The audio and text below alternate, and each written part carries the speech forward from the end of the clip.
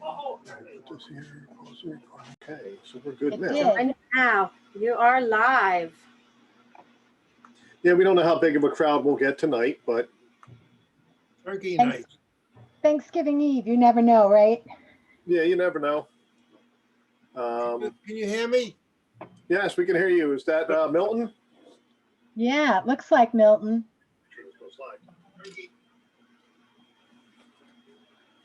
Who else has that much John Wayne in his house? Yeah, Milton froze.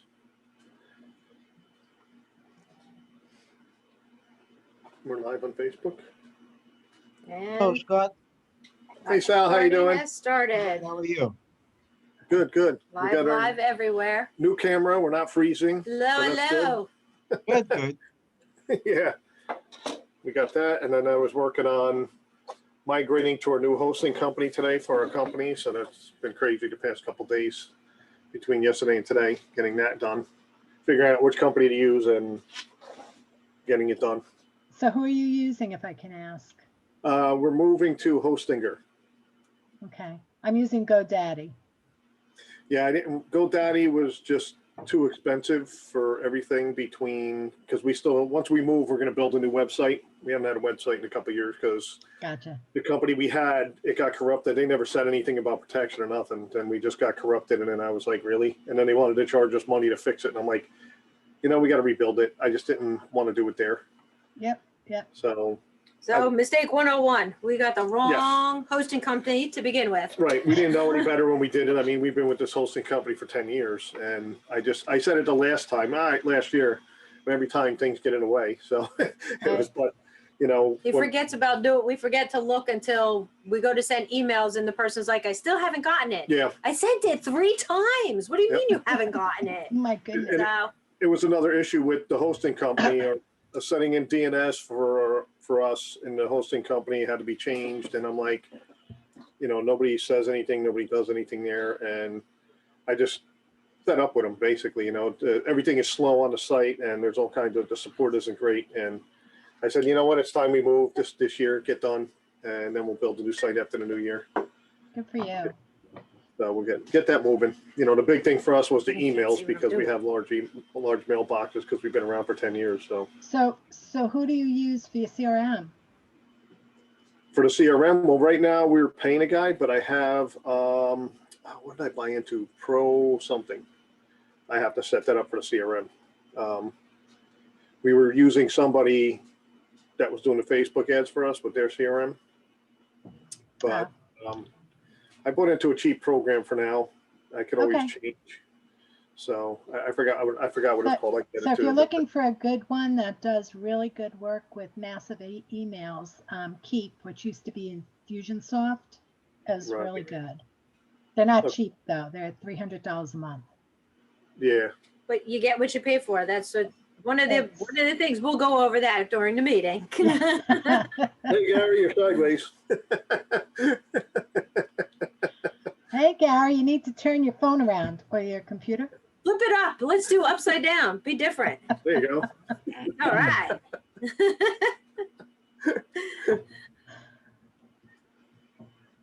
I'm not sure which way he is. I don't know what that is right now. Yeah. Funny. But he's definitely different though. Yeah, definitely different. All right, well, let's get all right, we'll get moving. Get some things started. Because just so everybody can get off here early.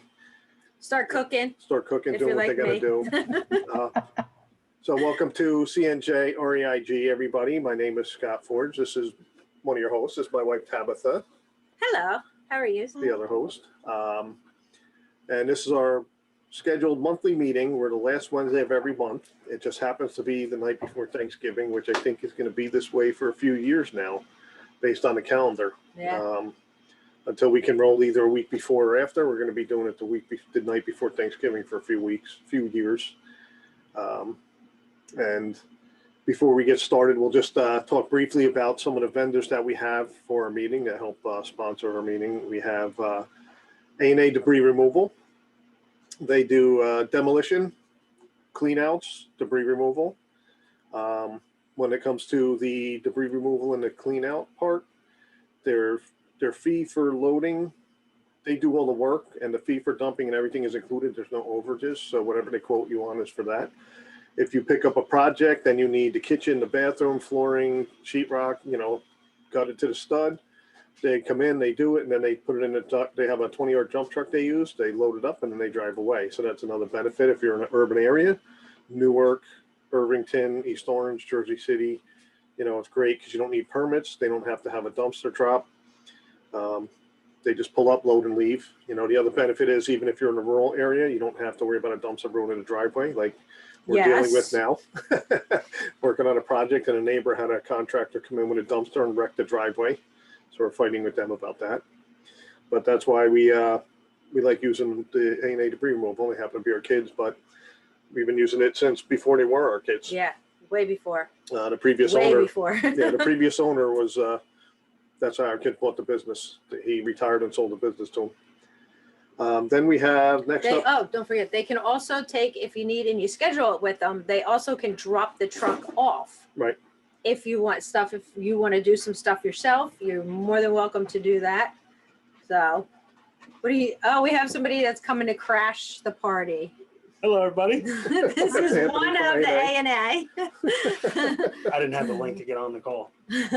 So he came over. So he comes running. Good thing we're See, home. when you call them, they come. They show up. They do what they say they're going to do. So Yeah, they'll give you free estimates by phone, in person, depending on what you have and what you need done. sometimes you can send over some pictures and they'll give you their best guesstimate, rounded.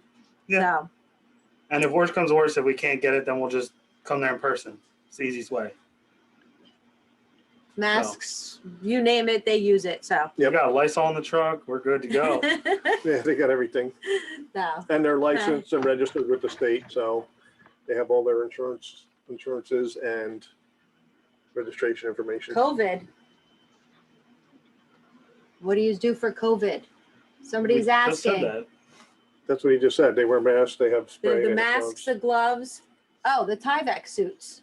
They'll come Yeah. in with the suits too. Some people are really nervous out there, so they'll do whatever they have to make you feel comfortable. So, okie dokie. There we go. Okay. Somebody comes and crashes the party. Bye, everybody. And then the next vendor we have is Arcad Capital. They're the hard money lender, and they do everything from flips to refinancing to rentals to ground up construction, development, multifamily. They're a one-stop shop. If you don't know them, they're based out of Plainfield, New Jersey. Mario Camino's one of the owners, and also you may have heard of Adam Levine. He's one of the, I guess, partners, Daniel. and Daniel is the other owner partner in the business. But we like having them as our hard money lender because they know what we're doing. They're not just about financing. They actually still do flips, still do landlording, still do new construction. So they still have their feet and hands in it. Not just financial backers out of, Wall Street. Yeah, So, that's the best part. They've been there and done it. So yeah, and they still do it. So, Yep. And then we have Villa Homes, which is Team Derek Logan. And he is an REO broker with Villa Homes. And he's been doing REO properties for over 30 years in one form or another. I think he started out doing property preservation and clean outs years ago, and then got into other aspects of it. But he's been an REO agent broker for quite a few years now. He's one of the most experienced in the state, and he has a team under him. He'll walk you through the process of getting one. He'll walk you through the process of documentation, contracts, everything that you need. And if you want a regular property that's on the market, he'll take you there as well if you need. But, their forte is doing bank-owned homes. And a lot of times you can get the property before it even goes on the market through him, because the bank comes to him and he's a BPO agent. So he's the one that has to, come up with the value and lock it up and, things like that. So he's good guy to work with, and his team is great to work with that way. Okay. Anything else we need to talk about? no, other than happy Thanksgiving Yep. to everyone. Happy Thanksgiving, everybody. Same to you. And you know, we haven't decided next month yet if we're going to do a meeting or not, because it would be the night before New Year's Eve, but being that we did COVID and we are remote, it doesn't hurt to throw a call on and a Zoom, you know, a video call. So Well, yeah, we were thinking we were about, thinking about it, just doing just a Q&A, bring your questions and we'll give you our answers. And if we can't answer it, we'll find the information and get back to you with it. I'll text somebody. Yep. Or we'll text somebody during the meeting and then try and provide the answer that night. But worst case scenarios, we'll get back to you with the answer. Probably not the next day, but after You never know. So tonight we decided to throw this meeting together after we met with Andrea. We met Andrea actually probably like 2 or 3 years ago already at one of our regular meetings she attended. And then we've been running into her other meetings all over the area. And we had a sit down with Andrea a couple weeks back and had a great conversation. Spent a lot of time. Yeah. and asked her to come out to the meeting because she had a lot of information from where she comes from and what she does. And we felt it was a good opportunity to have somebody like Andrea come out and just tell people about what she's experienced and what people should Not do. and how to avoid some of the mistakes she's made. And, you know, we'll throw in some of the mistakes we've made and what you don't want to do so you avoid these mistakes. So I don't want to go into too much, but I'll introduce Andrea so she could tell herself to you and give you some information and background about herself. All right, thank you so much. Thanks for having me, Scott and Tabitha. I really appreciate it. So I'm excited to be here, if you can't tell. Yeah, I have had a pretty long journey in real estate. I bought my first house in 1977. I bought it with credit cards. I know about high interest rates. And again, it's all about numbers. So if the numbers work and you're still going to make income, I was okay with it. Second house I bought was at 18% interest because that's what rates were back then. And I still did okay. And I continued to build a portfolio until 1989. We had townhouses and trailers and a daycare center, and we were building a nice portfolio. And then we had a bad tenant, and these were all in New York. So one thing I can tell you now, we own 139, I think we're up to units right now. None of them are in New York. None of them will ever be in New York again. We learned that you should be very cautious when you do rentals, that you're doing it in a city, a state, a city, and a county that is friendly towards landlords. New York is not, well, let me say it differently. Lower New York, so Westchester, Orange County, New York City, they're not landlord friendly. If you go up to Buffalo area, it's a little better, but basically it's still a tenant friendly state. So we look at red states now when we buy.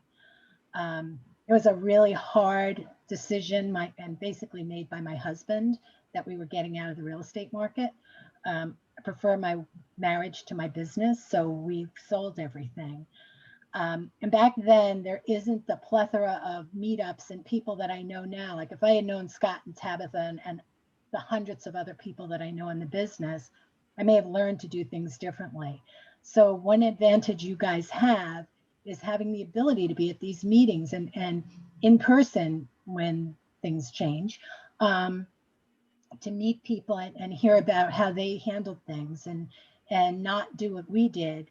In 1990, I sold all the real estate we had, except where we lived. And that was really hard for me, not hard for my husband. So, yeah. It's usually on one. Yeah. What? Usually on one of us.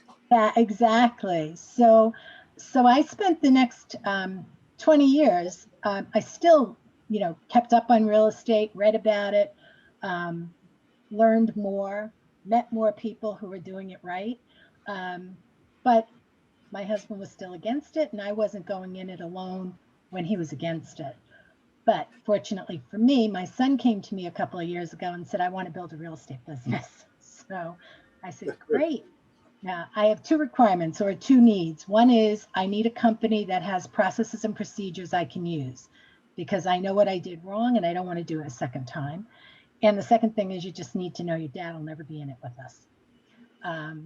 And so he's like, okay, but I have a friend that I want to be with us. So we started our journey again and really started it in 2017. Which was a huge learning year. I joined a company called Fortune Builders. I spent a fortune. Getting That's processes what and they procedures. say. Now, I will tell you, for me personally, I did what many people don't do. I searched them out. They didn't search me out. Yeah. They had what I needed. I was happy to spend the money. I don't feel like I've wasted a dime. I do not recommend to anyone unless they are 100% motivated and have $50,000 to spend to do what I did. Mhm. But for Yep. me, it worked. I came away with a lot of education that now I share with people. That's part of what I do for a living. So that being said, I spent all this money learning how to do it right. So in 2017, we made over 190 offers. We bought one house and we had contracts, I think, by the end of the year on another 3. But it was a learning experience and we did it. And we started our first rehab. And our first rehab, we were going to do, it was a significant change. We were knocking down some walls, replacing some heating units, and it was going to be an $80,000 rehab. And as we started going, I don't know if you've done rehabs where you take down walls and you don't know what's behind them, but yeah, that's what happened to us. So we took down All the we took time. down walls. So, oh, the walls are down. Let's get rid of the radiators. So now we're putting in a new heating system. Well, if we're putting in a heating system, you're going to put air conditioning in, right? You're not just going to do it halfway. And then we had to take the Yeah. roof off, not the whole roof, but the ceiling in the upstairs floor, and found out that there was a 6-foot by 3-foot nest that took up the whole, that took up the whole attic. So that was another clean out deal. Nice. And at the end of the day, this $80,000 rehab was $180,000. Wow. So So I guess you're So off that on your was- numbers a bit. Mistake number one. So Yeah. we learned that I should have followed the directions that I was taught to the letter, not picked and choose what we wanted to do, which is really what we did. We were very fortunate. We live on the water, and so the price values were just going crazy. So we broke even on the property. I mean, we could have lost a bundle. We didn't. So we were very lucky. But that's, you don't get into this business to live by luck, right? You get Right. into it to make the right decisions. So a recommendation I have is be very cautious when you come up with a list of what you're going to do. Try and stick to it. If you don't, do a good change control, understand the cost and the implications. We didn't do that. We do that now. We're very, very clear about that now, but we didn't do it back then. So, that was one thing. The other thing that I did learn that we did do right, they taught us to use 6 critical documents with every contractor. So we have an independent contractor agreement that we tell the contractor what our parameters are and what their parameters are. We both agree to it and sign it. If the contractor wants to use their agreement, they still have to sign ours, and ours will override theirs. That's one thing we learned. The other thing is we did have insurance indemnifications. So if anything happens, they're the ones that's covering. We don't have to worry about their insurance. W-9 to make sure we could 1099 them. And at the end of the day, we get a lien waiver from every contractor so that they can't put a lien on the house saying that we didn't pay them. So we're not going to give you the final check if you don't give us a lien waiver. Those things we did. We had a really good scope of work when we started, but we didn't keep that scope of work up as we decided to make all the changes. We didn't do all the change orders we should have done. Our payment schedule, we were pretty good at when we made a contract to pay on time. But of course, since our scope changed, our payment schedule changed. And yeah, that was a lot of fun trying to make that all work together. The other thing that we did right, if you're in this business and you want to do rehabs and flip, you have to continually make offers. So if I own a house, we never stopped making offers to find the next one because you don't know what it's going to take to find the next house. And if you find one and you can't keep it because you have too much going on, you can wholesale it.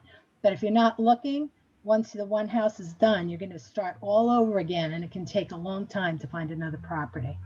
I don't know, Scott and Tabitha, if you find that to be true, but that's Yeah, pretty much. if while you're working on a project, you want to continue to look, because what happens is you finish the project and you don't have nothing in your pipeline, right? So then Yeah. you're scrambling around looking for an opportunity.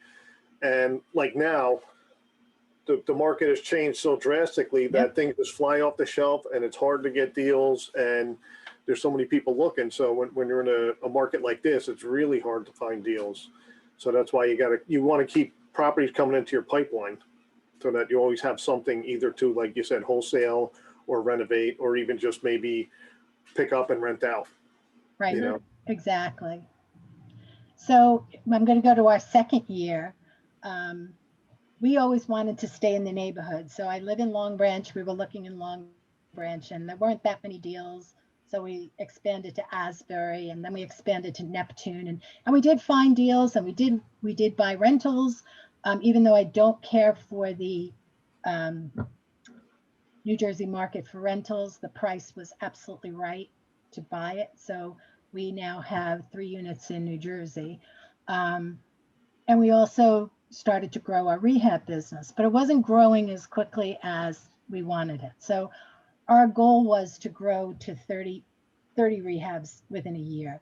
And there was no way we were going to be able to do it with our knowledge and the people we knew at the time to do it in New Jersey.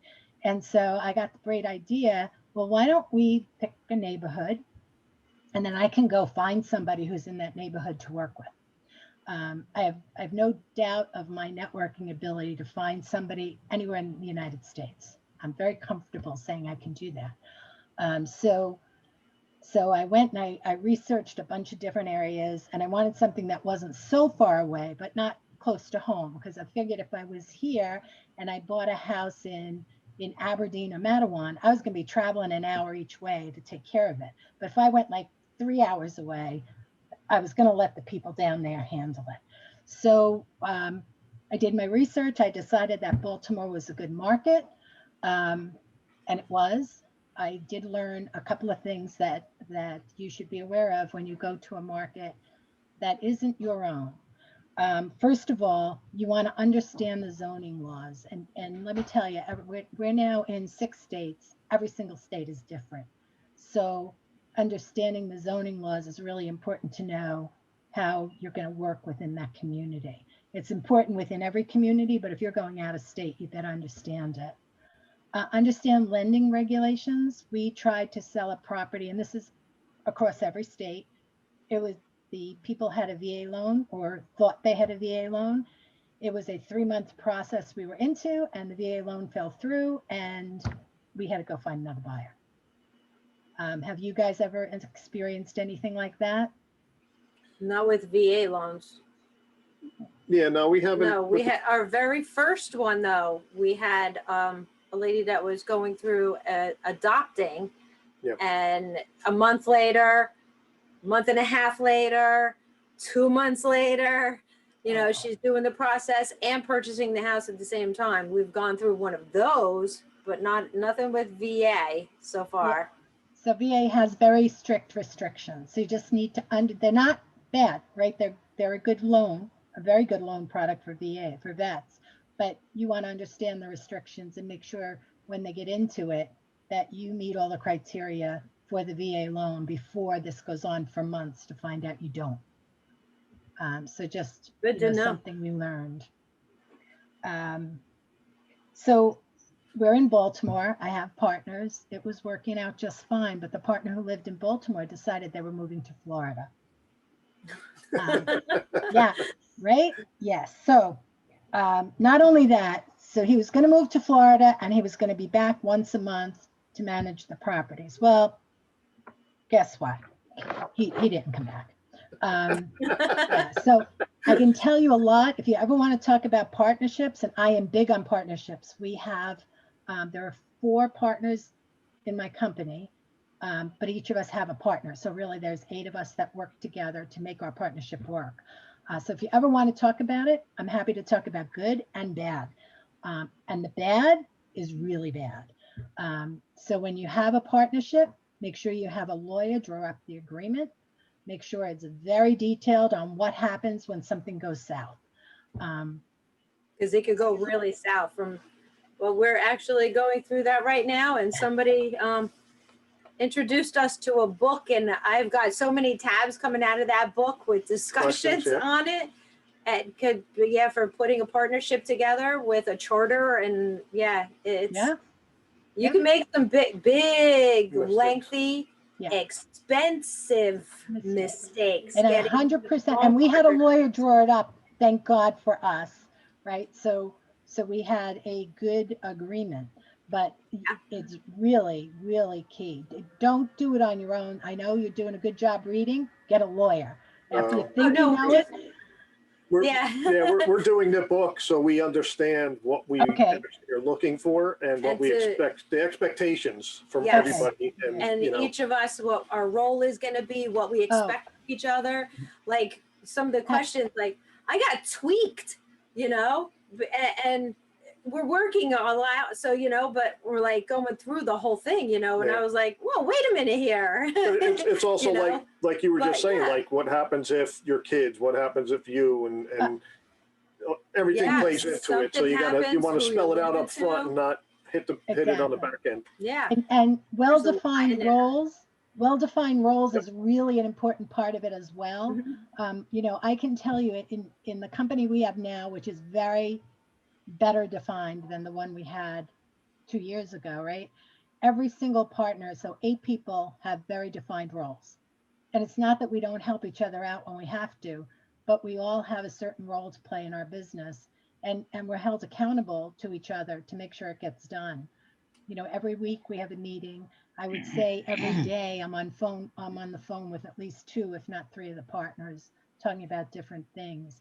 But you make sure you understand what your role is. And by the way, if your partner is your spouse and you both do the same thing, or it's a friend and you both do the same thing, that's not a partnership, it's a friendship. Your Yeah. partner should be doing something that you're not good at. My Right. partner, Brooke, is a financial whiz. She can do the most creative financing, which is how we were able to have millions of dollars this year to invest, because she does incredible things with money that I couldn't do, right? I have a partner who is a marketing genius. And for a good reason, he spent a lot of money learning. My broker is wonderful, but you have to make sure that you have different gifts that you're bringing to the table, because if you're all the same, you're not helping each other. Right. So that's another thing that I would have to say. That's actually, you should do that from the beginning before you start a project with somebody. Is having the right partnership and making sure that the papers are drawn up the right way, because that can be, like I said before, a very expensive lesson. Yeah. Or you could just do what I do now. I'm in Baltimore once a week. It's so much fun to spend 6 hours each way, 6 hours round trip to be there for 2 hours and yell at the contractors. But yeah.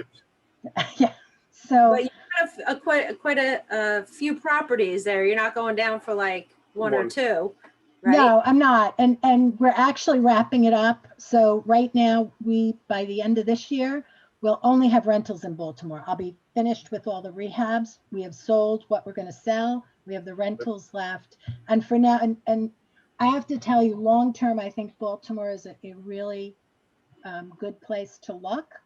I wouldn't do it right now. I wouldn't look in any big city right now, personally. You can look on the outskirts.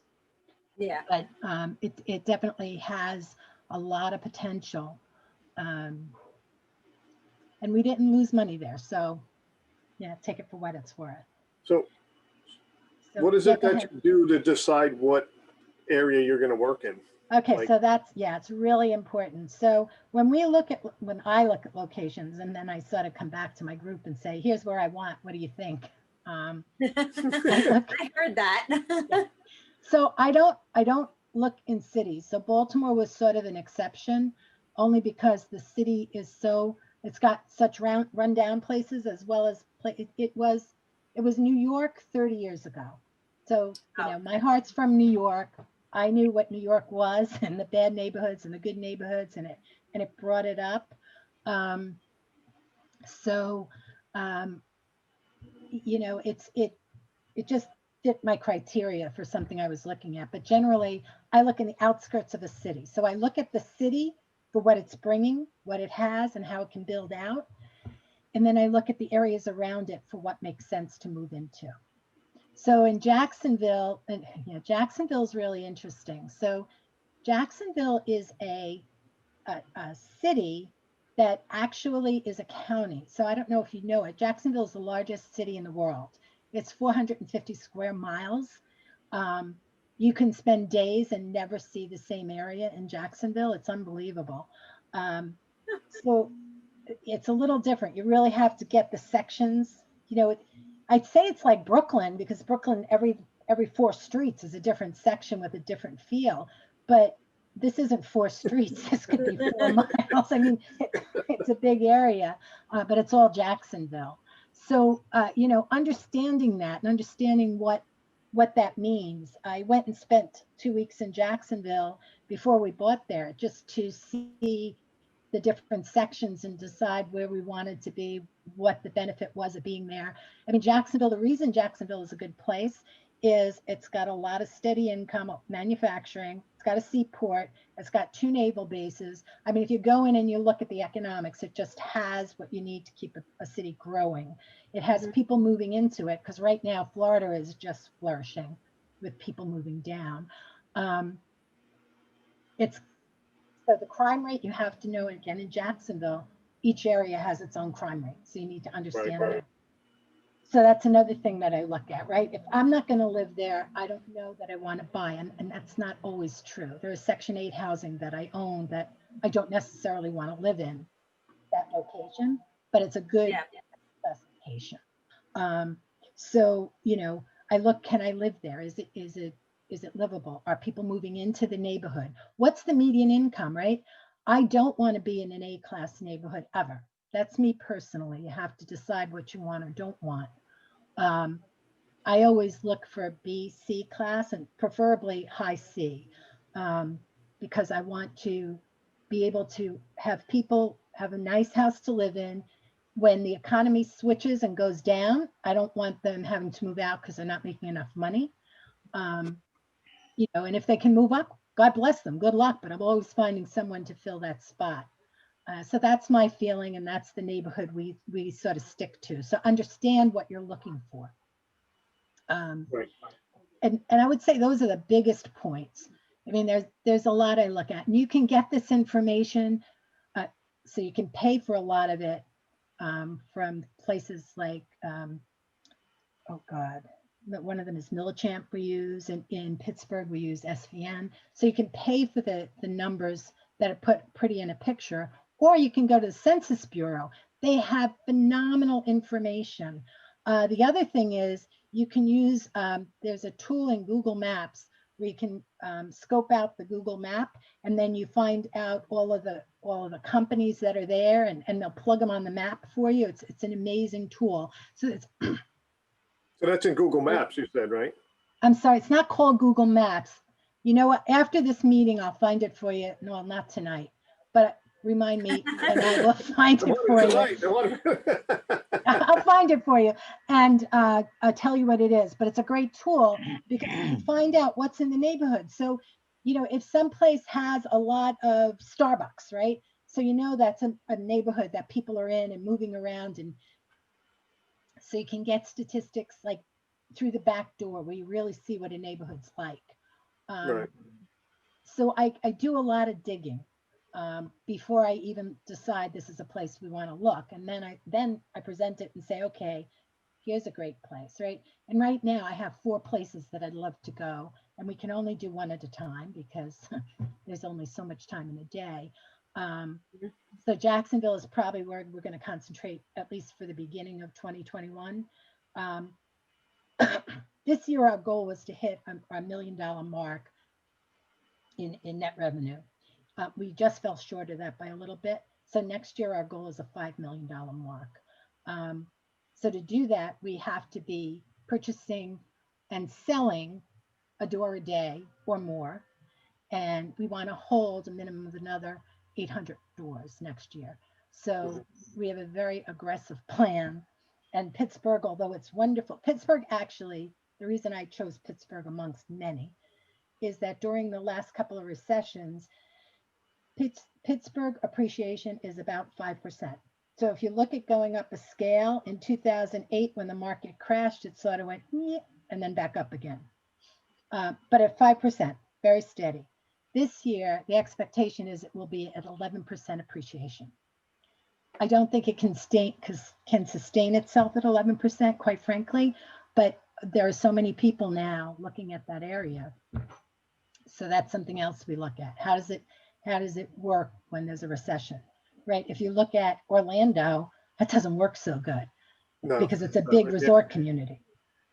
Right now, that's not a good area, to be looking at. What? I said Orlando's right now is not a good area to be looking at. No. Right. Maybe I mean, that's the kind of stuff that I look at. So if it's built on an entertainment or resort type community, it's not an area I'm looking at. Okay. But that doesn't mean it's wrong for people who want to do Airbnbs, right? So you just have to make sure you understand what your focus is and then look for the areas that work. Yeah, that's what I was going to say is like, the resorts, tourist attractions areas, those are probably great or beneficial to have an Airbnb in compared to what you're looking to do. And that's a good point. You need to understand what it is you're looking for and what you want to do and what you want to accomplish. One of the questions I was going to throw at you is when you're doing your market research, did you ever use Spot Crime? Use what? Spot Crime. No. It's a website where you can look in a neighborhood to see what the crime is in that area. I'm writing it down because I will use it. Listen. I'll throw it in the chat. It's a free site, and what it does, it identifies what crime is in the area. It's hard to say. You could just pick, like say Newark.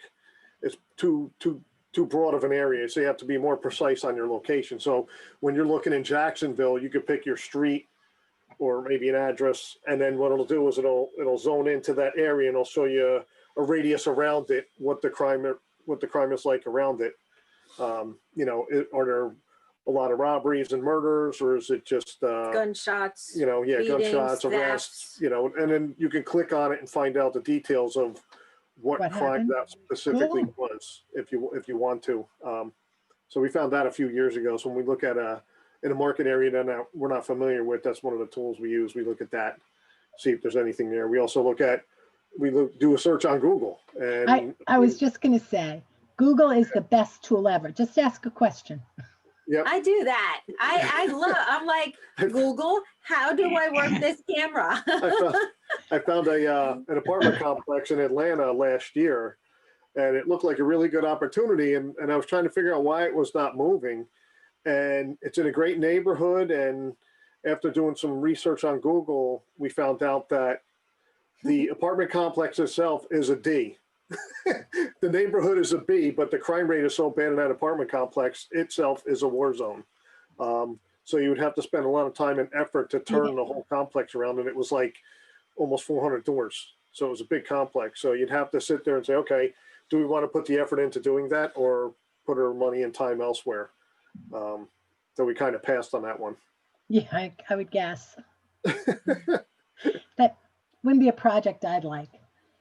Although you can get rid of tenants there. That's a good thing, right?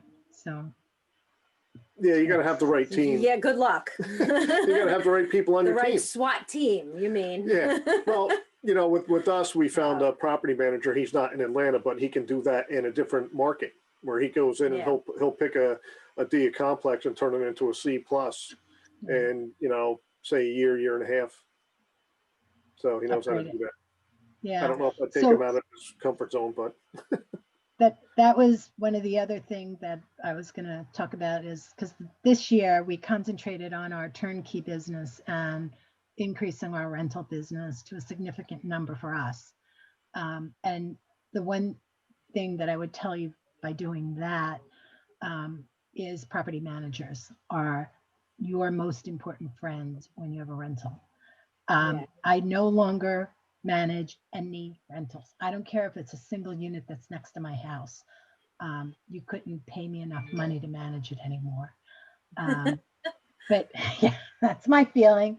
But everyone who, I was If- gonna say, so what was the biggest mistake that made you decide that? oh, well, that was easy. That actually happened in 1989 when I didn't know how to get rid of a tenant. But I still, you carry forward mistakes, even though you shouldn't, right? So when we bought our very first rental during this period, I said, oh, yeah, well, I don't want to spend money on it's close to home. I don't want to spend money on a property manager. I can do it. And then we had a problem. And then we had a second problem. And then I'm like, you know what? No, I can't do it anymore. It's worth the money to hire a property manager. If you do your homework, and again, it depends. If you only have one property, you're not going to get a good deal. But in Baltimore, we get a 9% as opposed to 10%. And they sort of work with us, not as well as I'd like, but we don't have that many units in Baltimore. Now we go to Pittsburgh, and the company we're working for, one of three things is going to happen. She is trying to build her business to meet our qualifications. We are going to buy her company, or we're going to start a company. And that's just because of the volume that we're doing, not because I want to be in the property management business, but it's really a tough business, and it really has to be run the way you need your company run. It can't be, well, this is what we do. Well, that's great, but what would you charge to do this? Because this is what we require. And many of them will just tell you that's not what we do. And the bigger you get, the less comfortable, at least for us, that's a good answer. Mm-hmm. So how long did it take you to refine your questions and requirements of a property manager? I'm sure over time it wasn't that way right away, right? Correct. And I will tell you, we still refine them. We have that something will happen and we're like, oh, we need to change it, like based on experience. So we probably have 25 questions we ask a property manager before we even walk in the door with them. And the one thing we also do is we try property managers. So whenever we start in a community, we buy 3 properties to start and 3 property managers, because we want to see how they work. And that's how we start. So that's why, like, some turnkey companies are all over the United States, and maybe they own their own property management firm. I don't know. We're very particular about how we're growing our business, because property management is key to keeping our clients happy, right? If you buy properties from us, we want you to come back and buy more, but you're not going to be happy if your property management company isn't good. So that's how we do. I'm sorry, Tabitha? I says exactly. I says that's another. You can kind of do that with contractors too. Start them with a small job. Yep. Do small jobs. And see if they show up. Yeah. I had this one project. These contractors are not showing up. You got to have. I guess it would be like what do you call it? Not enticing, but things to have them want to come and work with you. Like we have projects where we do the work ourselves. We were doing it for a while, and trying to find somebody to take over the workload is kind of difficult because our standard is above what everybody else does. And it's trying to get them to understand that, hey, this has to be better than what you're doing, but not insult them. So I have to, because my personality is different than like her personality. So if I'm talking to them, I have to kind of like bite my tongue and try and explain it so that I don't offend them, so that they want to improve what they're doing to do it better than what they're actually doing. Because like I tell them, it doesn't matter where you're at doing this, it should always be top notch, because that's what people want, regardless of where they're at, you know. So it's kind of that way is one of the things that I find difficult is trying to get contractors to change what they do and how they work. So and again, depends upon your size. Now in Pittsburgh, we have 2 contracting companies that work for us 100%. And that's just because we have so much turnover. So they do what we want. But I was at lunch today with a gentleman who he is a like a restoration specialist. You can call him for anything and he can do the work, not cheaply, but he does the work really well. And he and I get together every 2 months and just sit and brainstorm with what's going on. And one of the things he does in his business, which I thought was really interesting, and I have to, mull it over and see if we can make it work for our business, is he does not have 1099 employees. He has employees, but they don't get paid by the hour. They get business credits. So if they're going to do a demo of a square room that really just take down the walls and bring out all the crap, that may be worth 100 credits, right? And so they get paid per credit. They know going in, it's going to be 100 credits. If it takes you a week, if it takes 2 weeks, if you don't do it right, your job gets cut. Your credits get cut. Okay. So I'm going to be mulling that over and seeing if I can make it work, because that seems like a good way to work with contractors, right? This is the job. It's worth this. And I know when you use dollars, they're very clear on it, but this is what it's worth. So you're going to get 100 credits for doing it. I'm going to, like in school, you get 99 if you don't do 100% of the work, right? Right. That's right.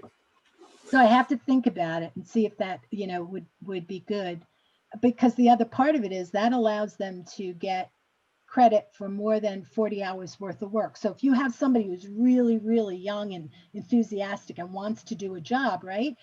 So they have to demo a room. This room is usually going to take 6 hours of a day. So that's basically your whole day, right? But you're going to get paid for it. So you're going to get $400. But if you get the room done in 3 hours, you're still going to get the $400 and you have time to do something else. So it gives an incentive to want to move forward without being worried about all the HR concerns with the number of hours people work and if it's overtime or not overtime. And the people still get, he does an employee health care, but this is what you get for health care. You figure it out, you get the money. We're not supplying you your health care. You're getting paid.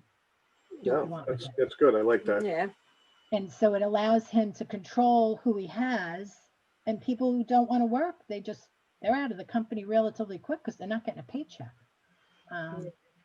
So that's interesting. Let you know what I think about it, but I'm going to be mulling that over the course. Yeah, I'm curious about that, because that's like our friend who does auto mechanics, and now years ago they used to get paid by, okay, if you do this brake job and it's a 5-hour brake job, if you do it in 3, you still get paid 5.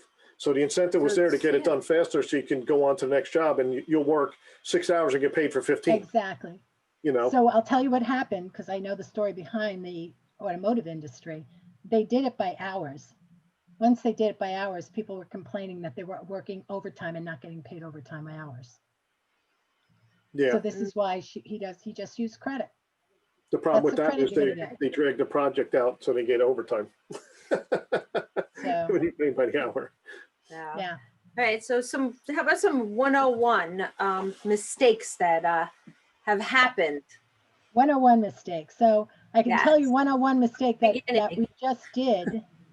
And this is 100% on me, right? I had a really nice statement of work, but when it came to flooring, I've had the same guy do the same floor in the same style house for a while now, right? Well, he had somebody else come in and do it. And there's, what do you call the doors that slide open?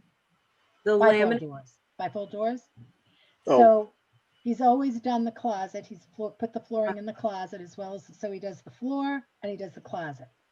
Never takes out the door, make sure it works to open and close. And so he had his guy come in. Now, I didn't write the specifics down, so this is on me, even though the owner of the flooring company knows what he's done, right? This guy comes in, he pulls out all of the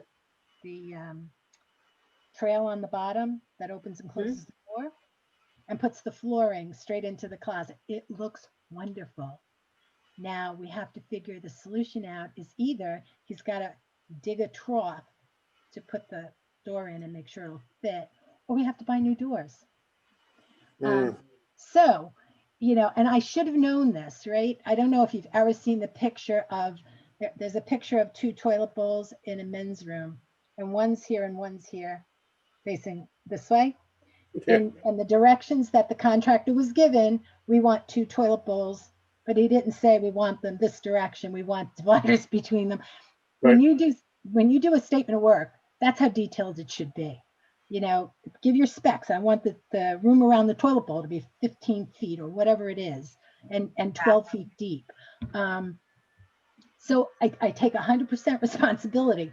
I didn't say, leave the doors in and I want the flooring in the closet without taking the doors out. So now I have to work that problem out. And that's, yeah. So that's a simple 101 problem, right? We're buying a refrigerator that fits in the space, but it's too wide. When you measure, yeah, I don't know if you've ever done that. So No. We have to pull the trim off so you can open the door. okay, yeah. So yeah, or it comes in the doorway because it's deeper than you thought it was. You know, these are all stupid mistakes that take time and money, right? What else did we do? We've put windows in backwards. We meaning Doors our in window backwards. guys. I've seen doors upside down. Yeah, that too. I like, you can see the direction the doors should go. How about the one that swinging the wrong way? Oh, yeah, right. Have you ever had somebody install the door and it goes the wrong way where it gets banging? Yeah. Mm-hmm. I mean, all of these problems, if you really sit down when you're doing a statement of work and you walk through the room in your mind and write down the details, it does 2 things. Even if the contractor screws up, and they will, not even intentionally, but they will, when you go back to do your review, you know, so the door is a really good example, right? You put a door in going out when it really should come into the room. Mm-hmm. And you go and you do your check and you do your final for your punch list, and you go in and you open the door and you're like, oh, this looks good. Something's not quite right, but you can't figure it out. Well, you didn't write it down. Yeah. So one of that's a big one for us. You know, we try now and write everything down. Now the flooring is going to be added to my list of things that I didn't think to write down. But every time something goes wrong, our list gets bigger. Which is fine. Better a bigger list and not have problems. What else happened? Yeah. Any major ones? Well, you know what? Well, how we about put in a deck, and we put this wasn't really major, but it was a pain in the ass because we had it all done and we had to take it all apart. Be very careful with the amount of space you have between your slats on a deck, because there's a limit. They can't be too far apart so a kid can come through. And so we had to take the whole deck, not the flooring, but the whole Railing. side down. Yeah. Yeah, because the kid can stick his head between the 2 ballasts And get stuck. and get stuck. Yeah. Yeah. And we know they do. They have done it. Yeah. So that was a little costly, not the worst thing in the world, but a little costly. We don't, you know, when we make mistakes, we usually don't make a lot of really tiny ones. Like I said, when we do, we just put them to the list and don't do it again. It's the ones that catch you that are easy to share. Don't do this because, Yeah. You know, like don't buy houses to rent in a tenant friendly area. Be careful. You know, it doesn't mean you can't, but be real careful about who you put in the house. Understand that they may be your tenant forever, and they may not pay so well, and they're still your tenant forever. You know, things like that where it really impacts me. Have you ever Go ahead. came up with, have you ever during the purchase before close or during close that you could have avoided? Had you thought about it or? Oh, yes. Oh, thank you very much. Yes, this is a good one. So there's two things I can share with you. In New Jersey and New York, you should always do a scan for oil tanks. People don't always think it's worthwhile. Oh, there's never been an oil tank here. Well, you don't friggin' know what's been here. And yeah, don't stop when they say, oh, we think there's an oil tank here. And that may be very true, but there may be an older house that was there and there may be an oil tank behind it. So when you have two oil tanks, it's better to know it before than after you buy it. That's one lesson we learned. And another one is when you have an above ground tank, make sure they shake it up when they say it's in good condition. We had a tank that looked fine. It was above the ground. We're going to take it out, not a problem. They came to take out the sludge that was in the bottom of the oil tank. And what turned out to be was the sludge was literally holding the tank together. And we had a $13,000 repair bill to get rid of all the oil that was in the basement. Yeah, that's a good one. Yeah, so that's a biggie. And I automatically tell people get the oil tank. I don't even think about why anymore. But yeah, that was a huge money lesson. The other thing Go ahead. When we bought a house, we bought houses on short sales, and the other thing you need to think about when you do a short sale that can work in your favor, but it can take a long time to get approval. So we had a short sale that we thought, okay, so this will be, you know, the next rehab we'll work on. We weren't really worried about getting a next house, and that short sale sort of was 3 houses down the line before it actually closed. And when it closed, we actually had to pay $4,000 more than we anticipated because of an appraiser who came in and didn't see everything we saw. And I wasn't there usually we're there with the appraiser and we say, okay, so here's what we're expecting to do. Here's what we've seen with the house. We're not trying to change what you value the house at. We just want you to know these are the faults. Hint, hint.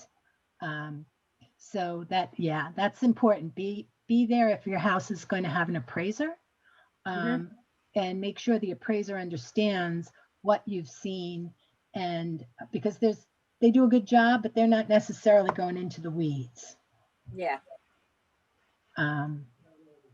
So when I have 2 quick questions. Go ahead. Okay. First question is, have you thought about larger multifamilies? And so I'll answer that question for us. The answer is, of course, we've thought about it. We are looking towards, we go up to 50 units. And we've sort of fit that number, not because I'm afraid of going bigger, although I do have to say one thing. Houses, when they rent, tend to rent at a better price and have tenants that are more responsible than even a small multifamily. That's my experience. And the reason I think, and this is just what I think, nobody's ever told me or done a study, is when you live in a house, you have a personal responsibility for your living space, right? When people look at the house, they don't say, oh, you rent it. They say, oh, what a great house, right? Or it looks like a piece of crap. But who wants to own up to owning a piece of crap, right? So people tend to take it in a different light. So I like single family homes. I also found that during this whole pandemic, our single family homes pay better than our multifamily and our apartments. You know, that they want to stay in their house. It's their house. They stay there longer. So for me, that's what I like. The reason we've decided for 50 and under units in general is because when you talk about units over 50, you're competing with a lot of people. people don't want the smaller units, yet they're very profitable. And they're really nice. Like they have a lot of character. They're not new. They're nice houses. So that's why we're staying in the under 50 for now. We are going to be doing a syndication to get it under our belt, but not because I want to go to the 400 or 500 unit houses. That's just not where I want to go. And then my second burning question is, when you say that there are mistakes and you say that you can, revise your scope of work, and, maybe the money you spend at Fortune Builders, maybe somebody has the world's best scope of work. I don't know. I've heard them talk about it, but friends with like 100-page lists, and they just cut and paste what they have to do. Okay, you're going to install flooring this way, and you're going to glue it down, and then you're going to nail it, and you're going to put this underlayment with the vapor barrier but when you talk about it, it sounds like you're absorbing most of the cost of their screw ups. Is that true? Is that not true? In the past, the answer is no. I have never had to eat a cost of a contractor's error, except, let me say there has been one exception, but in general, we don't, if it's a screw up they've done, we always hold money back. So they just don't get paid. If I have to hire somebody else, then they're getting that money, not the people who screwed up. We did have a situation in Baltimore with my prior partner where the contractor he hired screwed up, but he's nowhere to be found, and there's not a whole lot I can do about it. But no, I have to tell you that we are very cautious about holding money back. And even so, our HVAC guy came in to the house we're doing now 3 months ago, put in a new HVAC system. The electrician didn't get there to finish it because of various reasons until 2 weeks ago, and he still owed money until we actually passed the CO. We're not even waiting to get the inspection. It has to be the CO that's passed, and then he'll get the remainder of his money. And the same thing with our electrician. That's just how we work. We're cautious. People being late? I'm sorry? Do you ever charge penalties for people taking a long time, like taking too long? Okay, so we always put it in the contract. We have never enforced it. On the other hand, nobody's ever, I shouldn't say no one's ever been late, because COVID has thrown a bucket into that. But in general, once we get contractors on a job, they do tend to they want to get paid. They want to get the work done. They want to get in and out. If they're any reliable contractor, and don't get me wrong, we've fired a lot of contractors. So maybe that's why I didn't come into those situations. When it gets bad, we fire them and find somebody new. What's your experience? Us? We had a tiff with an electrician. Yeah. He wanted us to pay him more money because he had to climb the ladder and fix the light that he screwed up. Yeah, he looked at the light. We bought lights for a cathedral room, and they wouldn't work. But he didn't notice that until after he put it up. And he said, I can't use these. They're the wrong kind of lights. And he's like, I'm like, all right, so we got to make sure we have it and just put it back in the box so we can exchange it. And I go there and I'm like, why is the light still in the ceiling? And he's like, well, I could take it down, but that means I got to climb the ladder. And I'm like, why'd you put it up? You're a master electrician, and you didn't read the packaging. You're not familiar with the light. You didn't read the packaging, but you installed it. And then now you're going to tell me I'm supposed to pay you for that. And I'm like, no. Wow. I'm like, no, that's not going to happen. And we did withhold money. And what happened with us was I withheld it on the final draw. I said, oh, here's the final draw. Here's the balance of what I owe you. He looked at it and he said, no, that's unacceptable. Why are we dealing with this? And I said, because of X, Y, and Z. Yep. All these items that I had to fix or do because you didn't do it. Things you did wrong that you want to charge me for that I'm not paying for, and it wound up going back and forth, and we went to our lawyer and his lawyer, and we just resolved it and said, here, that's what you're getting. That's it. End of story. Because he thought he was going to pull one over on us and charge us for, like Tab said, climbing a ladder. Even his worker looked at us with a strange look and was like, are you for real? You had to go get your ladder to climb the ladder to put a light in? It's like, what? This is part of your job, But it's what we hired you for. We have it in our contracts, like Andrea does, that, you get paid in draws. don't overpay. Don't follow the contractor's draw schedule. That's the first thing. Exactly. We've actually done it and it worked out okay. But if you work to their draw schedule, they're in control of the project, not you then, because they're Yes. holding you. You overpay for stuff and then just kind of catch up from them, and then they can control how long they take. Make sure you have good contracts from yourself, from your perspective, and and stick them to it. And understand that, okay, they're behind, but sometimes there's weather, there's things. So we usually give them an extra week or It's a depending. leeway. You give them Yeah. a little bit of leeway to get the project done in a timely manner. And understand that so long as there's communication, if something happens and they're falling behind, at least they're communicating with you. It's when you have to chase them down that becomes a problem. Yeah. The other thing is feel comfortable with them up front. If you don't feel comfortable talking with them and having a conversation, don't hire them, because it's not going to work out in the long run. You're going to have problems throughout the whole process. Absolutely. And the other thing is make sure you get recommendations for contractors, especially if it's your first deal or two. I mean, you'd want them recommendations if they were working on your house. Why wouldn't you want them when they're doing work for you? I mean, it does make a difference. It's fine. If you're hiring Joe Schmo because you know him and he, he's going to do an okay job and come around whenever he comes, however you want to work it. Okay, but if you're really hiring a contractor, then he should have recommendations. Yep. Somebody should have worked with him before, or he should give you a really, really good job if you're a good price if you're his first job. So Yeah, and you could always say, what are you working on now? What have you worked on? Let me see some of the stuff you've done. Let me see who you're working with so I can contact them to get your recommendations. A lot of times, like what we do is on our projects, we like to get 3 to 5 estimates.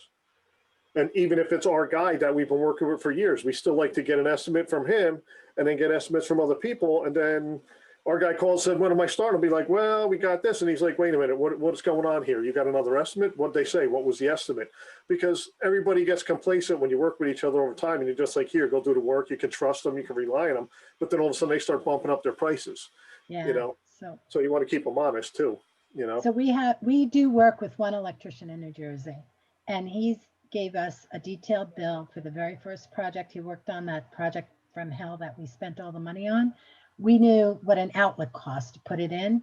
His price has not, for us, has not gone up. We give him business and it's not gone up.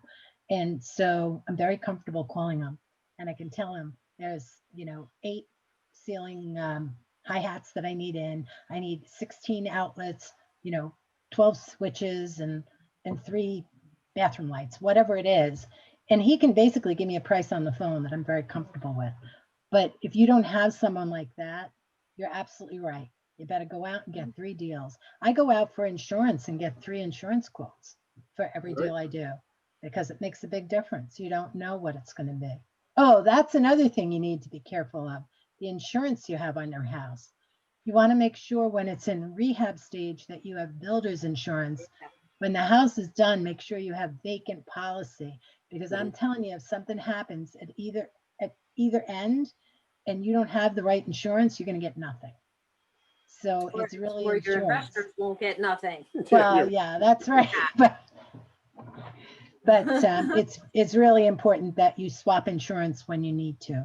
Yes. Yeah, That's, insurance is good to have. You got to have the right insurance. Yep. And there are some companies out there that they do investors insurance, so they know what stage you're in. And you just call them up, say, okay, I got to go to vacancy insurance. And if it's a renter, when you have renters, you want to make sure, like we make sure with our renters, that they get renters insurance. Correct. And we explain to them why they want it. Not just because you want them to have insurance, but we like to explain to them, like, hey, if the person upstairs or the person next to you lights a building on fire, our building's covered. Your stuff is not. Yeah. So if you're fine with losing everything and having to put the money back out of your pocket, that's great. But we recommend you doing it because we can't control what other people do in the building. yeah. So we had one of our apartment buildings, they're 4 separate buildings, but it's an 18-unit complex. And one of the buildings had a fire and both units were totally destroyed. And one of the tenants, who happened to be the previous owner and got a deal to come in. And anyway, we told everyone you should be getting insurance. Well, our property manager told them. And she's like, I don't need insurance. I'm okay. She didn't get insurance. She lost everything. Yep. Well, And that's it. Here in Jersey, we tell the tenants it's mandatory for you to give us the policy, give us a copy that you got your renter's insurance. Now, here's the thing. Some people say it's illegal for you to make them do it. Some people say you should do it. So I don't know either way. I just make sure that mine get it. I even have at the end of the day, yeah. if Our you tell tenant your, says, I got it. Here's my Yeah. copy. if your tenant, and not all tenants have cars, but if your tenant has a car, it costs almost nothing to get renter's insurance Yeah. tied to your car insurance. I mean, I think it's like $10 a month. It's stupid money. Yeah. So you can just, if you present it to people that way, it's really a good way to do it. One other Yep. thing that this is just a money saver. It's not, and it's really good in New Jersey. You can use it for a multifamily. If you have a multifamily house and you collect, oh my goodness, security, right? Everybody Yes. does. You're allowed to collect a month and a half, and they Mhm. your house, and you have 4 months worth of work that you have to do. Mhm. Instead of using renter's insurance, you go to a company like Rhino and you get renter's insurance instead of a lease. And so what happens then is you make whatever deal it is. So say they have to get a $10,000 policy for the apartment. It's going to cost them $100 a month, and they have to pay that policy every month. It's non-refundable, like the lease money comes back, but something happens to the apartment, you're going to have them pay the insurance. So it doesn't cost you. And it also saves you. So the first month of COVID, when people didn't pay, we got paid anyway because they covered it. So something for you, if you have multifamily, something for you to think about that really is a good coverage for you and can be more beneficial to your tenant. I mean, instead of asking for $5,000 up front for security, you're saying, okay, it's going to cost you $100 a month, or $100 or $1,000 a year, whatever it is. But if you're only there for 2 years, could be okay. Yeah, I had one tenant says, I'm only going to be there for 6 months. We're going to sign her 3rd-year lease. Yeah. So I want to ask you, Andrea, because I know for us it's everybody does it different. How did you know the cost of doing the renovation work? Like, how did you come up with your values and your So- price point? How So long I did it did take tell to you, reach right, that? that Fortune Builders has good processes and procedures. One of the things they had that we've adjusted for New Jersey is a deal analyzer. And on the deal analyzer, it literally it's got 5 pages of numbers. So if you're going to do a roof, it tells you just plug in, it's 100 square feet, and it multiplies it times a number. The number that they have in their original analyzer is based on a generic number that's good for the United States. It's usually based on an Ohio number. Ohio seems to be a good medium spot for that. So you're going to want to readjust it for the community you're in, but the numbers there are really pretty good. If anybody wants it, we've adjusted it for New Jersey. We have a copy of our own. So if anybody's interested, you can let me know, but that's what we use. Yeah.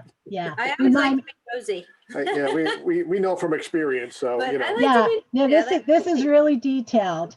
Oh, Gets so- down to the nitty gritty, which actually I have to say, when we did our first screw up, the reason it wasn't as bad as it could have been is we kept that analyzer running. That's what we were doing the project. You can't make this stuff up, I'm telling you. That's pretty fun. You learn as you go, and every project's different. You think Mhm. like, oh, it's the same house, and then you open things up, and you're like, why is that way? Who decided to think that was a good idea? I'll tell you what, I work in a community in Lakewood, in an over 55 community. I only buy one model. I know what I'm going to buy it for. I know what it's going to cost me, and I know. So it's not, I don't have to question it. It is the only house that I don't have to question. So I have to say that's a true statement.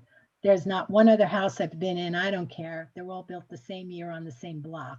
You're not going to find the same thing. Yeah. Yeah. Yeah.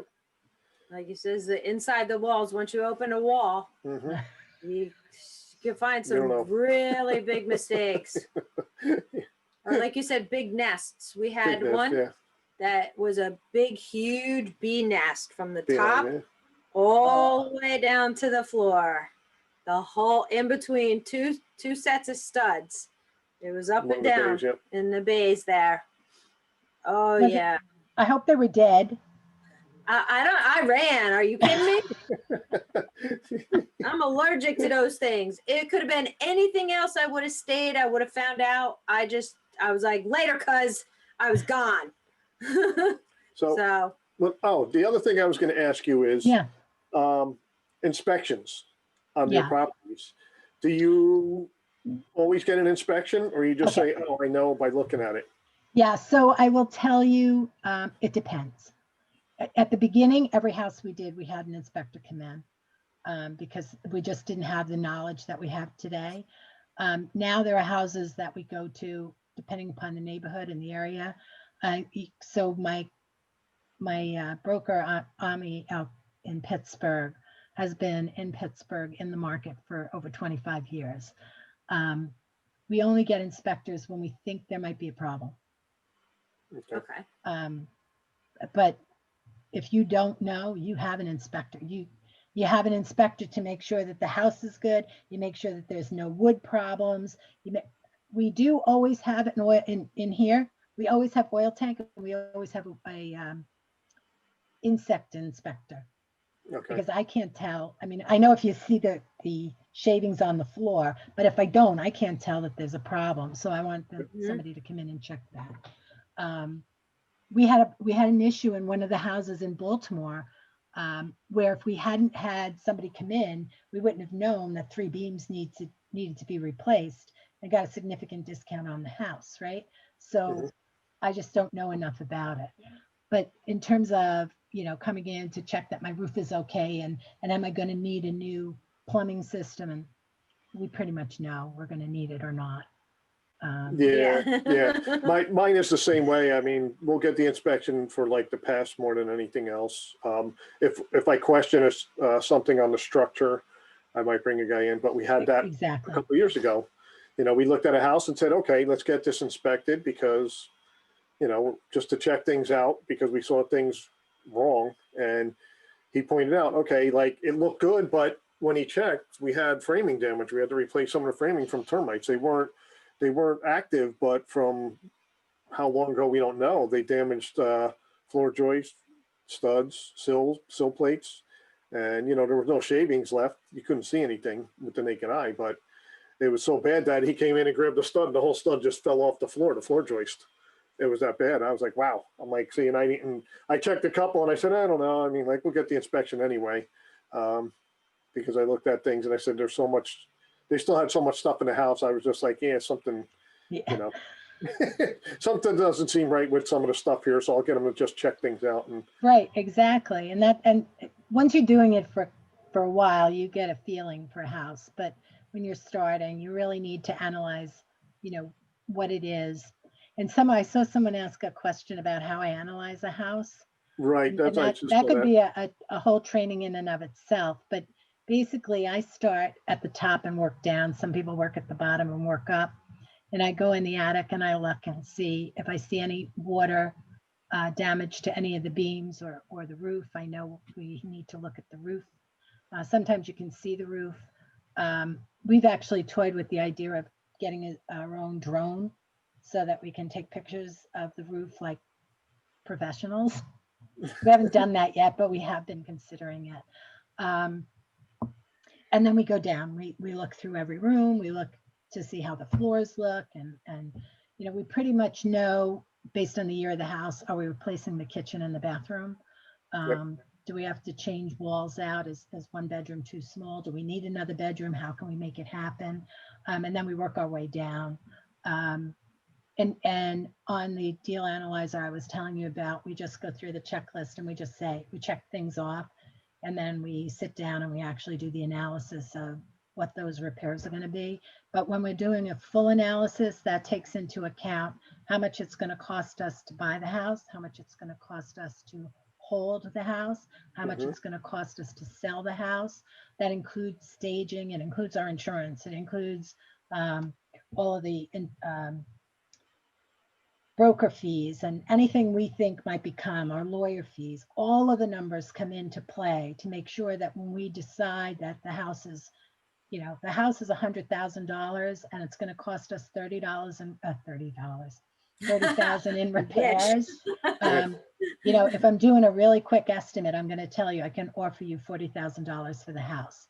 I'm going Right. to take $30,000 off the top, $30,000 for repairs. I can offer you 40 for the house. That's a really quick estimate. And 30% is an average number for your total costs of holding, buying, and selling. But Like that do number could be 30%? Okay. significantly different if your taxes are significantly higher. So Yeah, I do, mine is I do a 13% of ARV for the closing and holding costs, but okay. it doesn't include my money costs. Yeah. And that's separate from the rehab and the cost to buy. And the 13% includes, again, that includes your purchase price, your cost for purchase, your cost for sale, which includes the realtor's commission, and your holding costs, insurance, taxes, utilities. But it doesn't have my money to borrow, Or nor does it have your profit. So the 30% is right. just a generic Yeah. number that does include some profit. Right. Yeah. What My that profit is, maybe 13% is too just strictly the closing and holding costs. And a lot of people who are starting out as wholesalers, they think, oh, you got Oh. $30,000. It's like, no, because I have to take all that money that I use for closing and holding and take that off of that. So now I'm left with like $8,000. Yeah. So where did all the money Exactly. go, We've broken Yeah. it down for a couple new ones, and I'm like, now does this look? Mhm. This is the thing. Yeah, take this. What about your realtor's fee, your sale, your this, your that, your that, your this, and what are you left with? And they're like, so this isn't a good deal. No, No, it's not. not at that price No. point. It could be if you get it at a lower cost. Yeah, you know? you'd have to get it Exactly. at this if you want to make the Mhm. $20,000 or $30,000 when you're done rehabbing it, at least. And even if I was now, So, when you're holding, what people forget is they're like, oh, you got 30,000. And you're like, but I can't refi it because it's not 75% ARV. Lenders are only giving you 75% ARV max. So Yep. you have to rehab, purchase, holding, closing, money, everything has to be at 75% because when you refi, you want to pay it all back. And you'd like to get some profit in there. You'd like to get some profit, right? Yeah. So you want It's- to get some money for doing the work and getting it up to the point Get where you can paid for the refi work. it. So again, that's another thing that people forget when they look at deals, and then they go, I'm in a hole. And it's like, yeah, because you didn't account for these costs. You just looked at what every guru tells you is 70%, which isn't even real actually either. You got to be at least 65%. Yeah, So it's like, we've done it. Our very first one. Yeah. I will admit it. Okay, we didn't do the numbers quite as good I as didn't we do it should at have. 70%, but Our accountant, actually, we were so excited that we did our first flip, and our accountant came and he says, "Do you know how much you profited?" And I said, "No, how much?" And he goes, $7,000. And I said, "Wow, Well, really?" that's $6,900 more than we made on our first one. but there's also the learning behind it and the Yeah. education that goes with it. So, you I made learned how more to than put just the a sub pump 7,000. in. Yeah. And I think So- as you go along, you learn things. So, walking into the next deal or 5 deals later, or, Yeah. oh, that's not what everybody's going to see, but I see that right off the bat, that's going to cost like $5,000. And everybody's going to be like, what? I have that just reminded me of one of the biggest mistakes that we did. If you buy a property near a restaurant, do you have any idea? I don't know if anybody else knew. We learned the hard way. The townships have to come often, and they have to literally flush the systems. So what they do is they pressurize the sewer systems because they have to clean it out, because restaurants, bars, those things clog up because people get drunk and put things down the toilets that are not supposed to be down there. And 3 times Mhm. 3 times after we finished the basement and we're about to put it on the market, they flushed the system out and destroyed our basements. So I didn't know that. Thank you Ah, very much. just a little 101. Make sure if you're by a restaurant, talk to the township and ask them if they happen to do that. So just letting you know. Somebody over here on Facebook asked about the process of a short sale. That's like a whole big thing. That's another. It That's another. is. That's a big lesson. We're in the So process you of doing need it to now. understand what a short sale is to begin with, and a lot of people don't. They think it's just a foreclosure, and it's not. Right. What a short sale is if you're in over your head. So you have $100,000 mortgage on the house, and the house is only worth $60,000, right? And you want to get out of it.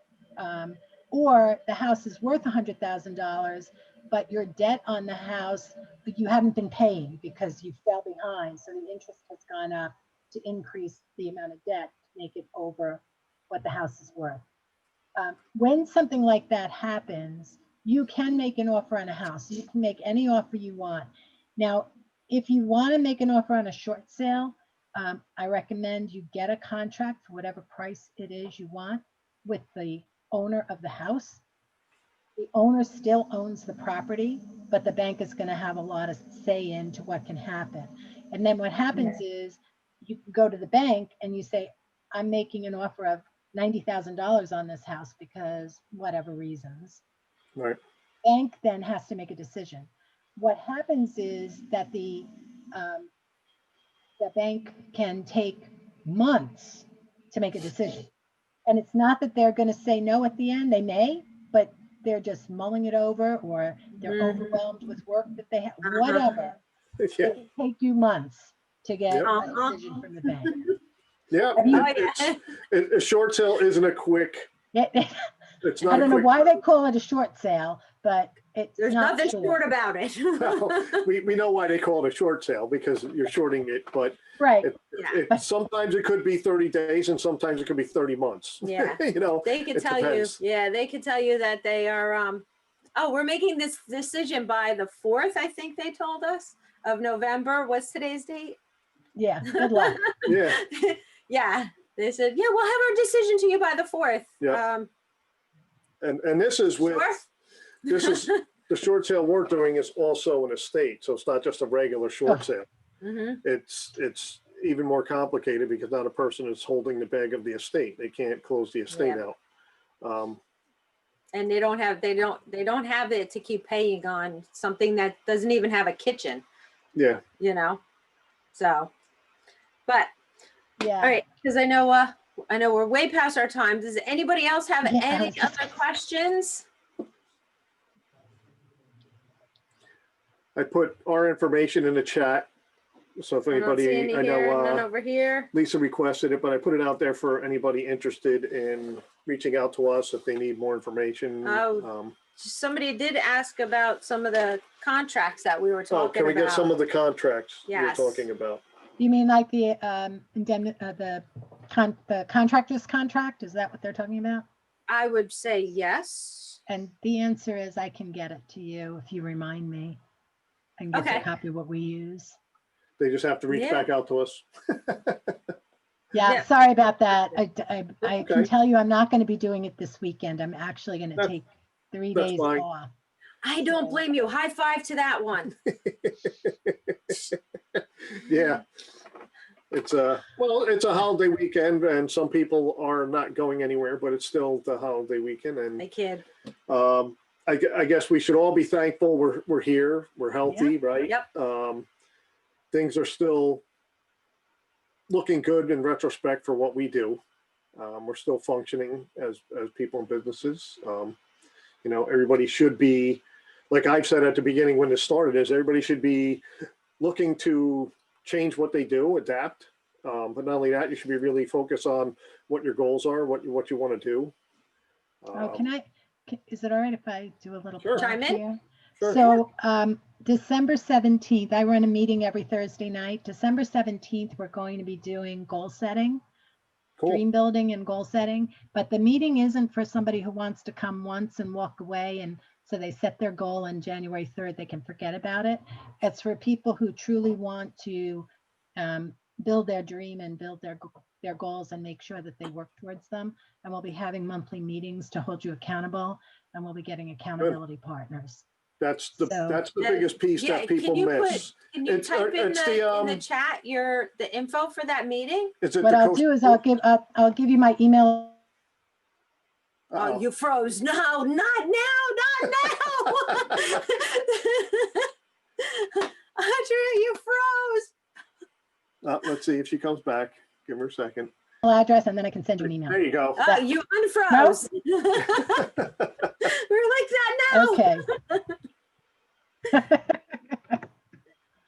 I'm just going to put my Gmail out here. It's like when the murder mystery and they're gonna tell you the one that committed the murder. Yeah. You're like, no. There it is. Coast to Coast Networking at gmail.com. Yeah, that's There probably we the go. easiest one to remember. Yep. And I'll send that information to you. And please, Tabitha, send me an email and tell me the things I promised I'd send you. Short-term okay. memory is Yeah. really a bad thing. Hey, trust me, I forgot to send the email to remind you to send. I was in touch with Andrea. Yeah, exactly. That is Thank right. God. Scott remembered. I wasn't forgetting. I was like, I just want to remember, because our thing was, we're switching hosting companies, right? We had a DNS issues this past week, so people were like, we're not getting your email, or only emails with attachments aren't coming through. And I'm like, and that's why I'm switching companies. But then like today, Meetup crashed. Meetup was down for hours. I don't even know if it came back up yet. I have no idea. They were down like most of the afternoon. So I was like, I can't even notify people in the Meetup group about the meeting to remind them. So that's why I said, you know what? I put the Zoom out. I sent you a link. I said, hey, just reminding you, Well, I've been getting your emails, so I have them. I was ready. okay. So somebody Good. asked about my website. It's going to be up live January 1. I purposely didn't wait. I purposely waited, but we do have a Facebook page if you want to go to Facebook. It's the same thing, Coast to Coast Networking. Coast to Coast Networking. Okay. So that'll be Yeah. on Facebook. So I'm gonna ask if you have a website as well.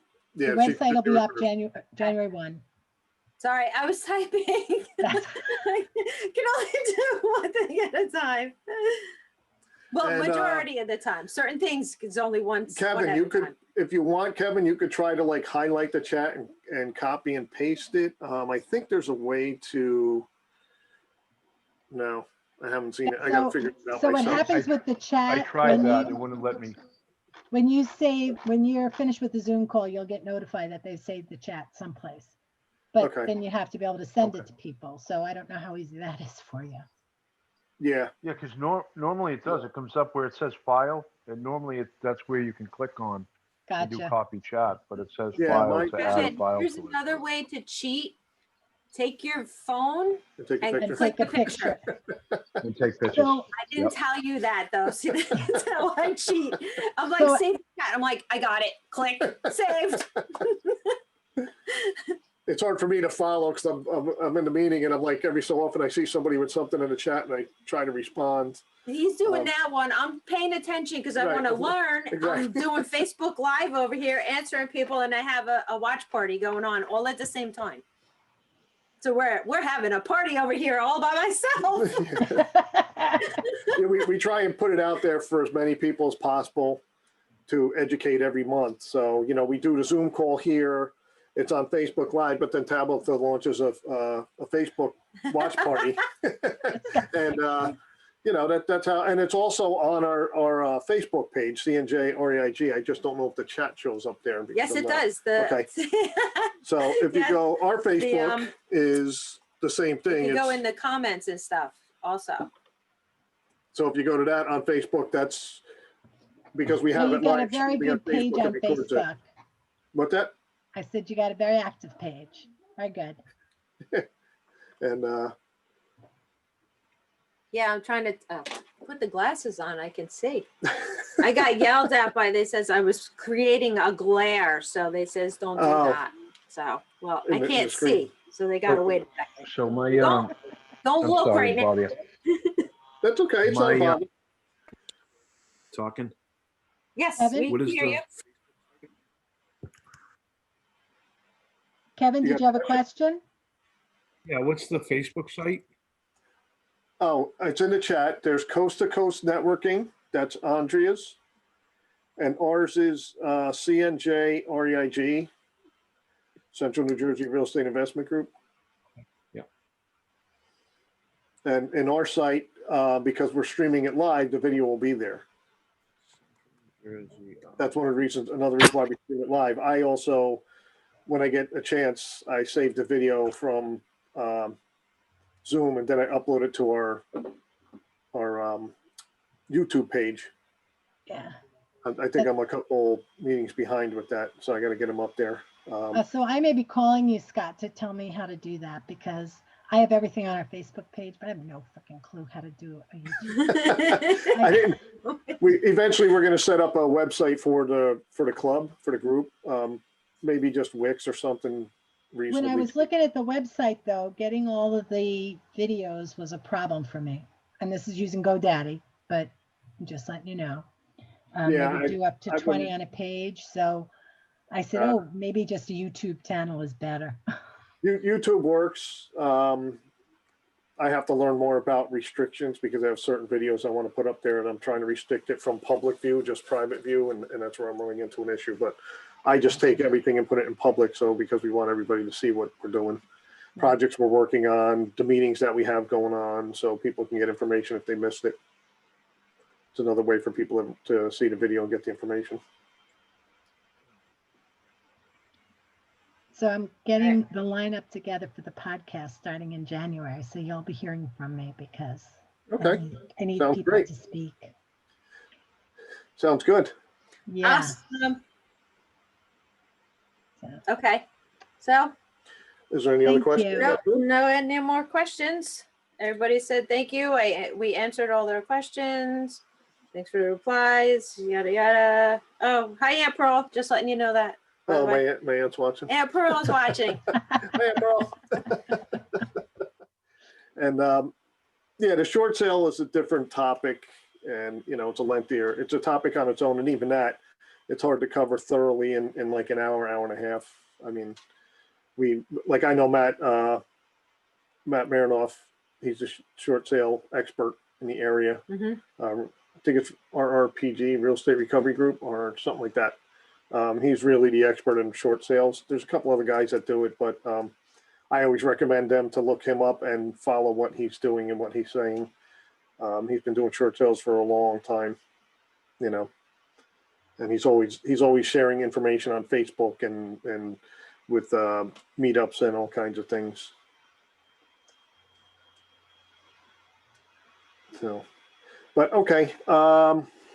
Yeah, it's after 8:30 already. I still got stuffed mushrooms and deviled eggs to make. I could go, we're always like this. We're like, I hey, know. it's 10 o'clock. We could talk for hours, I guess it's because it's what we're passionate about is, we're passionate about real estate. So we like to have conversations and then we get I'm into, sure there's some more other details. mistakes that we can.